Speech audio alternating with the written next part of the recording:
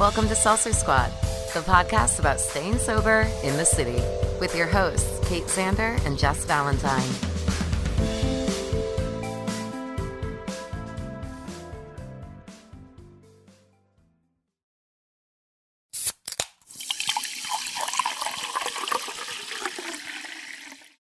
Hey, Kate, what's another way that the squad can help support the podcast? In addition to just listening or signing up to our Patreon, y'all can shop our online merch store, which has a variety of different sober treats, from mugs to sweatshirts to tanks and tees. Everything. All of our signature sayings are all over our sober merch. So visit seltzersquadshop.com and check it out. Treat yourself to something sober while supporting the pod. Hey, Kate. So someone in our Facebook group made a joke saying that you never finish books. So I'm just curious, have you finished any books lately? So I believe the last Audible ad was talking about Blackout, and no, I haven't finished that one. I often don't finish books, but I don't feel bad because I'm just listening. I'm currently listening to a book on emotional childhood neglect called Running on Empty, and if you guys sign up to audibletrial.com/seltzersquad, you can get your first month for free and listen to books haphazardly like we do. The best part about listening to a book on Audible is it's kind of like a podcast. You can drop it at any time and pick it up anytime. So definitely use our promo code and get your first month free. Hello, Kate. Hello, Jessica. How do you feel about doing another Hot Mess episode? I am excited. Me Okay, too. Let me go back to our list. All right, here. let's do it. Who wants to begin? All right. I think I'm going to start with N. N? Florida girl. Mm-hmm. Okay. She calls this story Brace Yourself. Uh-oh. For my job, I sleep in hotels 10 plus times a month, even during the pandemic. I moved states away from home 2 years ago, and I often visit on business trips. I'm a flight attendant. My job is truly... Ooh, another flight attendant. Another flight attendant. I'm a flight attendant. My job is truly the best, and I don't ever feel like it's work, but the stigma and stereotypes are very much true. Most flight attendants have issues with alcohol. Okay, I'm done with excessively quoting. You get the picture. I didn't know that. I didn't know that was the thing. Did you? I didn't know that either. I mean, I've seen the show Flight Attendant. She has a problem with alcohol, but I guess I didn't really know that. I just always thought they had very glamorous lives. I guess that's part of it, though, is because they have 2-3 days in these exotic areas, or maybe just even Lincoln, Nebraska. I don't know. Mm-hmm. And it's they're always kind of on vacation. So what do you do on vacation? You drink. You're not really, you don't have to be accountable to people. You have to be accountable to yourself and work and stuff. But I feel like you could have a lot of transient downtime. Yeah. Sorry. Tangent. Okay. One time I was called on a last minute trip home on a day I was typically trying to get off of work to go to a concert with my friends. Yippee. I had a layover long enough to attend said concert now, and I bought tickets that morning. I get through my flights, my longtime friends come pick me up, beer request fulfilled, we tailgate, and I specifically remember saying to myself, you have an early flight, you can't be blacking out running wild today. I really wish I had been able to listen to myself that day. A few hours into the tailgate, concert ready, I'm drunk and not even sure if I made it inside the concert more than 30 minutes till a cop was forcing my friends to take me out of the venue. He was going to in handcuffs. My friends, pissed as shit, leave with me, disappointed as usual. They drop me off at my hotel, and here's where things get bad or really fucking worse. Somehow, I get to my room, I decide to shower. Great, I get naked, begin to shower. Suddenly, I have the urge to leave my room to see if I can get down the hall to get some water without anyone seeing me naked. Fucked up challenge, if you ask me. I leave my room around 9 p.m., no clothes. Butt ass naked. I leave my room. She got locked out, didn't she? I leave my room without my room key or phone. Then I realize what I have done as I try to open the door back up in my hotel room. Oh no. I come to and realize I will now be riding this elevator 15 stories to the desk naked to retrieve a key, which is much needed to enter my room and get my clothes on. I did exactly that, holding my bits as the elevator opened on the 15th floor, frightened many people throughout the hotel lobby as the elevator door opens to a naked, disheveled woman at 9:30 p.m. Shocked, the front desk agent sent someone to get me a towel or rope from across the hotel. After I stood there 5 minutes next to the desk, holding every nook and cranny I could awkwardly waiting, He had me move in their office behind the desk as more guests entered, so as to save me a sliver of embarrassment I hadn't yet lost. The last thing I remember from the night was a nice young gentleman walking me to my room, ensuring I wasn't to be roaming the halls naked anymore. I wonder what I even said to them at the front desk to know I wasn't having a mental breakdown. Or was I? This was my first 6 months as a flight attendant, and I was so scared I was going to lose my job and become a poster child of what not to do on a layover. I cried and stressed for weeks. Not to mention the hungover daily flying after this incident was something from a night terror. I had to act like I didn't go on a naked escapade last night to all my crew members in the morning, hoping they hadn't seen my nakedness in the hotel lobby while my drunk ass couldn't remember. I'm 4 months sober now, definitely in a better place with myself and my sobriety. Your podcast and these stories help me. Oh my God. I don't know how she could have not told somebody. I have like such shame the following day that I have to like text 400 people to make sure that I'm not a bad person. I would have told I would have told you. I would have, you know what I mean? I would have not been able to bear the weight of that myself. Maybe she didn't know. If she was working, she had only been a flight attendant for 6 months. And it was constant rotation. She might not have like really known her coworkers well enough yet to like confide in them. Yeah. I don't know. I remember after I got arrested, I like told everybody just so that they could assure me that I was not a bad person. Yeah, I would always like tell these stories, but like while laughing. But obviously they were like stories that like were warnings. Deeply shameful. Yeah. Yes. Okay, I'm going above it. My boyfriend and I were at his friend's wedding, which had an open bar for cocktail hour. I'll cut to the chase because we all know what happens when there are free drinks. To add to the list, to add to the shit show that was about to happen, I'm in North Dakota. So, we had some parking lot beers before the open bar. Kate knows this, right? Because what else are you going to do in this state? Anyways, to start the night off, right, my boyfriend and I were having sex in the bathroom stall because weddings, am I right? Oh my God. And the bride's mom's cousin walks in on us. This was even before dinner, mind you. Oh my God. Then the night went on. Things started to get fuzzier. My boyfriend and his friends left to go get some blow and left me with one of our mutual friends. Apparently, I proceeded to throw up 4 times within the hour and half. And we're gone because I had no recollection of whatever. Fast forward to a couple hours later. We're all back at the friend's house doing some blow, and my drunk ass cannot even stand up straight. I try to do a line through a $1 bill, legit blow. Pun intended, the coke all over the place, onto the counter, floor, etc. Winner. As if that wasn't enough, fast forward a few more hours later, not even sure how I'm still alive at this point. Apparently, I passed out on my boyfriend's couch and I woke up mid-throwing up all over the couch. I finally gathered myself, tried to get to the kitchen to get cleaning supplies to clean it up. Wasn't very successful, if you can imagine. Grab a trash can and begin throwing up more as I'm cleaning all this up and finally decide I should probably go into bed with him. I grab my puke-filled trash can and head to bed. Between having the spins, feeling like absolute death, and the apparently slippery carpet, I end the night tripping and spilling the puke that was, oh my God, in the trash can all over his white carpet. The carpet was stained orange for quite some time. That shit show was followed by the worst 3-day hangover I've ever had in my life. And I am now currently working on kicking drinking because, as y'all say, it's not worth the hangover anymore at all, ever. Jesus. I remember the first time I threw up from drinking. I think it was the first time I threw up. I do too. When did you first throw up? Like, do you remember where you were?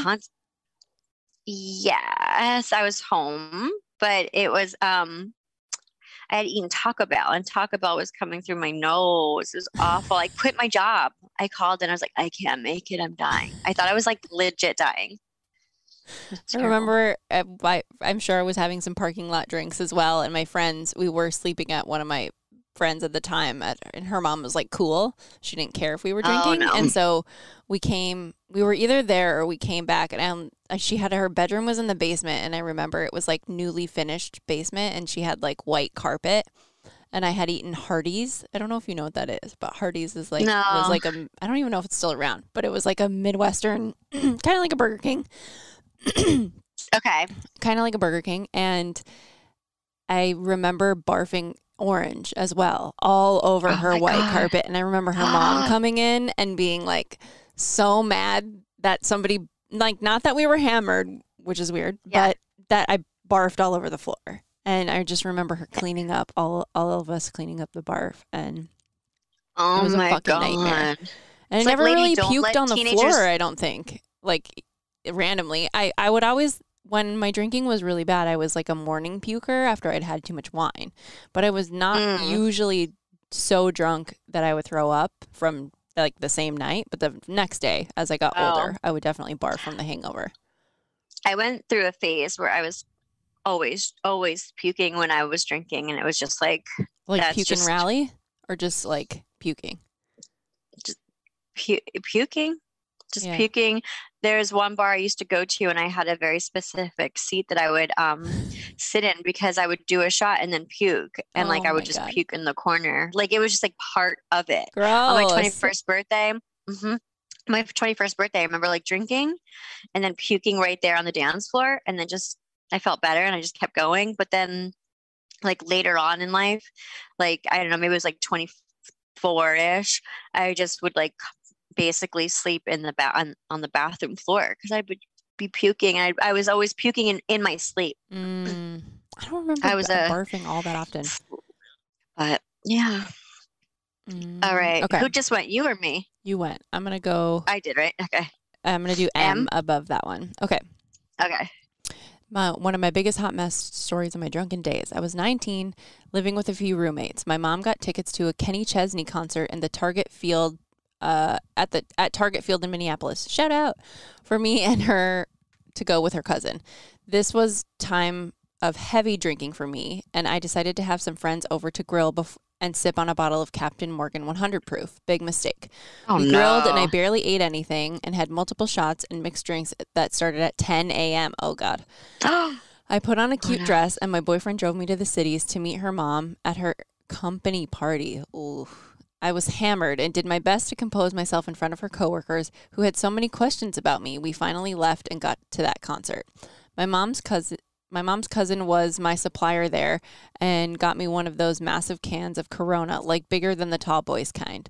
Finished that up and had to pee.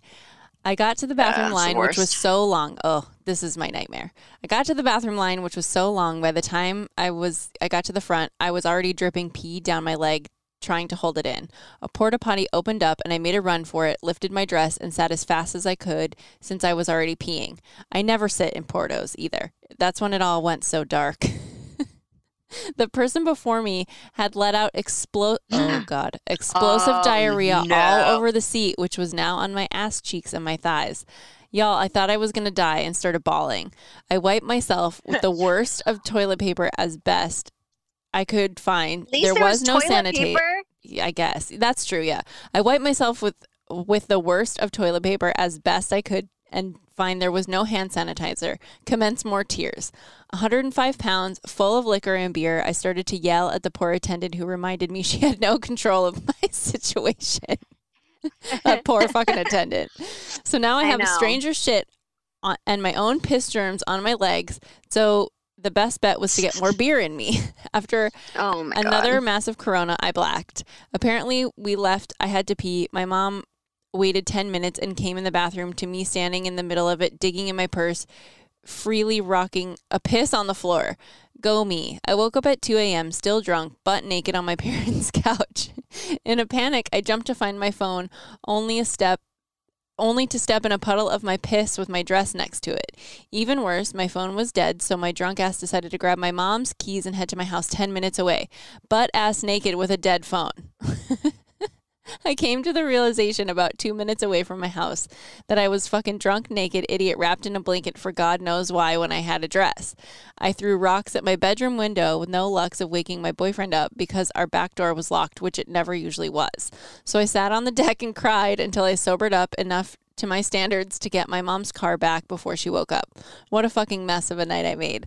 And that's just the start of my pissing in the wrong places drunk adventures. Thanks for this podcast because I don't feel like a complete mess alone. LOL. These hot mess episodes make me feel slightly less shame and push me towards a path of sobriety. Yo. Oh my God. I relate to that Lots hard. of I don't think I've ever sat on anyone's nakedness. diarrhea though. Yeah, I don't think I have either. Lots of Who knows girls though? getting wasted with their moms Yeah. today. Lots of, I mean, I don't know if that was the last one that we did or this one, but, and I don't know.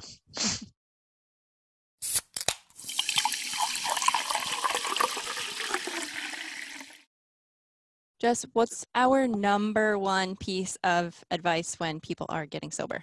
Therapy.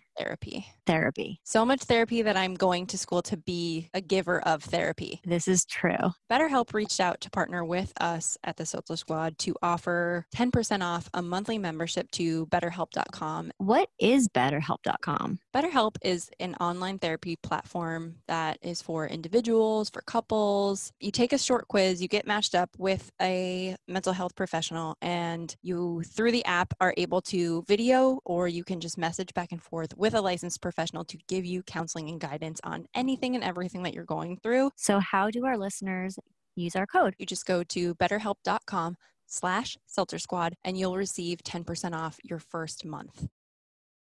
Okay. I'm going right above it. Uh-huh. I've got a hot mess hoedown story for you. I was dating a guy for a few weeks when he invited me on a camping trip with his friends. Mind you, I hate camping, but I figured if I was drunk enough, it could possibly be fun. I feel like that's a lot of people's mentality going to camping. Fast forward to the trip when I began day drinking the moment we got to the campsite that was on a really beautiful reservoir. We went to an area for swimming and cliff jumping. On the way there, I was singing at the top of my lungs, "I Got the Magic Stick" by Lil' Kim. I don't know that song. Let's just say his name rhymes I got with the magic stick. What?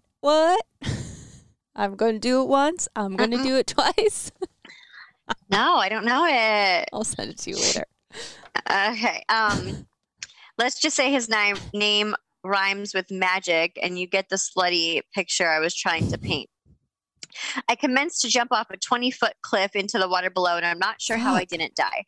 We made it back to the campsite, and I invited the other gals that were there on the trip into my tent for some reason and got butt naked so I could change my clothes. Then I started asking them what kind of shaving they like to do on their nether regions and pointed to my situation and said, "Ain't she a beauty?" That's a Jess move. It's a Jess move. Later that night, we were playing a board game called Catchphrase, and I somehow fell backwards into the campfire. Luckily, I had a jacket on because otherwise I would have been really badly burned. It took a second for the guys to pull me out since I was so wasted I couldn't stand up for myself. And then I started crying because magic wasn't taking care of me. I finally went to the tent to pass out and vaguely remember calling everyone fat hoes and telling them to all eat a bag of dicks. Also a Jess move. Needless to say, the next morning he drove me back to Denver, about a 2-hour drive, and we obviously broke up because his friends were a bunch of stuck-up prudes. It took me about another 4 years to get sober after that, and I have many horror stories, but I thought this one was a real gem. Oh, no. I'm glad she didn't get burned in the fire. Fuck. I love that she got naked and was like, "How do you shave your..." I did that like a long time ago, and I was a young woman working at Steve Madden. I was like doing drugs at work with my coworker, and we went to pee together. I was like, "How do you shave yours?" I'm like, "This is mine." Like, so stupid. But anyway, that's another story. Never seen your coot. Nope. Hasn't Thank God. Hasn't happened. I've been in the bathroom where we've both peed for like a few times. We were definitely bathroom friends because we both had to pee all the time. Oh, I don't even remember that, but I believe you. Yes. Right. She's not as cute as she used to be. She's not. I don't get it. Time is cruel. Read? All right, I'm gonna read K. Okay. All right. Me and my friends went to visit a friend's uni one weekend for her freshers week. Ooh. This person's not. I don't know what any of this means. No. Okay. Uni is university. Freshers, I assume it's freshmen. Okay. Like orientation. Sure. One of my friends brought with him some black MDMA. What does that mean? What does black MDMA mean? I don't know. Okay. Anyway. I mean, we know what MDMA is, but. I decided it was a great idea to put a whole gram of this in my pint-sized glass of beer and proceeded to down it in her room while getting ready to go to a club. Obviously, this was a terrible idea. It started off well. I had the most amazing buzz. However, the buzz got a little too much and ran to her bathroom and projectile vomited in her toilet. In my messy state, I cleaned it up, thinking I got everything. We then headed to the club. Apparently, I was gurning so hard that my friends thought I was possessed. My jaw looked like it was separate from my face. How I got into the club, I do not know. I blacked out for most of the night. Like grinding her mouth. Oh, yes, grinding. Yeah. I blacked out for most of the night. God. I only remember bits of the night of me standing in the middle of the dance floor just staring up at the ceiling. My friends said I stood there all night swaying. The next morning, I drove home while having the worst come down of my life. How I drove, I do not know. In the snow as well. When I got home, my friend messaged everyone in our group chat asking who the hell vomited in her bathroom, as it was up all the sides of the wall, on the floor, in the sink. In my drug state, I obviously only cleaned the toilet and didn't see the rest of the surrounding vomit. It took her and a few friends all day to clean. I instantly apologized for being such a state. She forgave me and laughed it off. My friends still laugh about it now. Unfortunately, I didn't get sober until 8 years later, but thank fuck I did. Moral of the story is don't do drugs, kids. It's not cute. Fair. We got to find out what black MDMA is. Scary. Yeah. Okay. I'm going to do the other K right above it. Mm-hmm. It's spring of 2020. Okay, so this is recent. I studied abroad in London. It was one of the best experiences of my life, but I was drinking a lot. At one point, I took a short trip to Amsterdam by myself. On the second day, I met this group of people who close to my age in the hostel, and we decided to hang out for the day. It was a girl we'll call S, and 2 guys. We ended up having an amazing day going to museums and seeing the city. Around 5, S and I went on a canal boat ride. It was absolutely beautiful and one of my favorite things I've ever done. But the boat had an open bar and we decided to get our money's worth. I drank about a bottle of wine over the course of the hour. Afterwards is when things get dicey. We met up with the boys and we ended up each buying another bottle of wine. We carried our bottles with us to the sex museum. I remember the museum other than all the pictures. I don't remember the museum other than all the photos. I suppose that I chugged almost the entire second bottle of wine while in the museum and blacked out.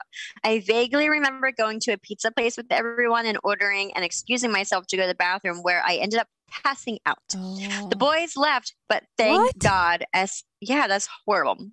Thank God S came looking for me. I fell all the way down the stairs, leaving the bathroom. And when I went to pay for my pizza, I realized I didn't have my backpack with my wallet in it. No. We left the pizza place and frantically backtracked looking for my bag. At this point, I was frantic and calling my parents, who were back in the U.S. I distinctly remember how worried my parents were and how they kept yelling at me to stop talking in a British accent, which I did when I was drunk in Europe. Can you imagine talking to your kid who's like, I don't know where my backpack is? And you'd be like, shut the fuck up. Yeah. It took S and I a long time to find an Uber because they kept denying us because I was so drunk. We made it back to the hostel and S tried to demand the man at the desk to give me cash. Obviously, he didn't. When we met back up with the boys, they realized that they had picked up my backpack from the pizza place, but then left it on the city bus because they were so high. Fuck these dudes. I know.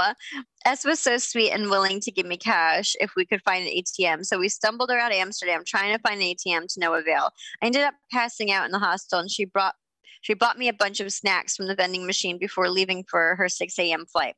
The next morning, I was so incredibly ashamed and anxious, but I managed to get a MoneyGram from my dad in the U.S. so that I had cash to get back to London. Right before my flight, I decided to look at the Amsterdam tourism website and found a lost and found page with my backpack on the front page. What? The building was less than a mile from my hostel, so I ran to get my bag 30 minutes before they closed. Miraculously, my bag had everything still in it, and I made it safely back to London. To this day, S is one of the kindest people I've ever met, and I thank the universe that I'm still alive. So many bad things could have happened to me. I'm currently 28 days sober, and I'm thankful for your podcast for making me feel less alone. Jesus Christ. Yeah, By she's yourself fucking lucky. In another country. She's lucky her phone didn't die. She would have been so screwed. So many things. So many things. Okay, we're glad you're Glad you're good. On the sober path. Okay. One more. I'm going to read M. Okay. Okay. My junior year of college, I was dating this 32-year-old. I had an iffy relationship with alcohol before this, but he was also pretty alcoholic-y, so that cemented it. Did provide me with some fun stories, though. About a month into dating, we went to this pretty casual Mexican restaurant, like a family place. They had this karaoke thing set up, but it was mostly just background music. No one was actually singing. Of course. Oh, no. Oh, no. Of course, drunk me thought my 3 years of Spanish classes, I could sing karaoke in Spanish. Oh, no. Even as it was happening, I remember thinking, wow, this is terrible. Like I was slurring all my words beyond recognition, and these little kids were looking at me in a super judgy way, but I also couldn't get myself to stop. Finally, my boyfriend decided it was time for us to leave, and the parking lot was snowy. I tripped and dropped my purse. Ever the gentleman, he laughed and said, ha ha ha, you dropped your purse, but didn't make sure I picked it up. Oh, no. I woke up the next morning to go through my phone to make sure I didn't do or send anything stupid. Only it wasn't on the nightstand. I started panicking and went through his whole house. My purse was nowhere to be found. No key to my dorm, no student ID, no credit cards, no driver's license, no phone. In a stroke of luck, I did have my iPad at his house, and I had the Find My iPhone app, which showed my phone was near the restaurant. So we drove back to the restaurant. As soon as I walk in, all the servers started laughing their asses off, yelling, "It's the blonde karaoke girl," in Spanish. They didn't have my purse, though. So we figured it must be in the apartment complex across the street and started knocking on random people's doors asking about it. Oh, my God. About the third door we got to was an apartment with 4 to 5 dudes in their mid-20s who also remember me as the blonde karaoke girl from the previous night. They were acting super suspicious, but they said they didn't have my purse. After another couple of hours of looking, we were about to give up when someone called my boyfriend and said they had my purse. It was the nice older dude. Apparently, the younger guys had it, and he convinced them to give it back to me or something. They did take $20 on my Metro card, though. Even on nights I go out and stay sober now, I am super paranoid about always knowing where my purse is and having to look inside to make sure everything is like once an hour. That's another Metro like card? fucking nice Is she story. from here? Yeah, she must be. Yeah.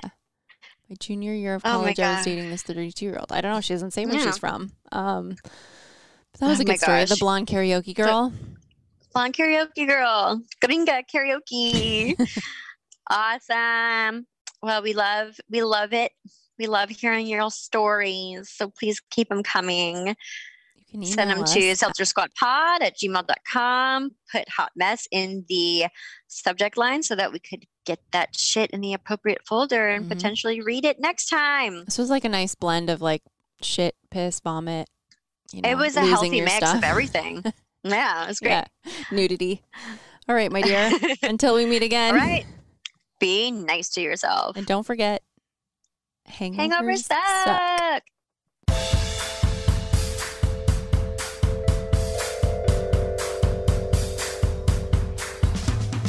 Thanks for listening. Don't forget to rate, review, and subscribe to this podcast. Every review helps other listeners find us. Music by Dead Go West. Art by Kate Sander. For show notes and resources, check out seltzersquad.com.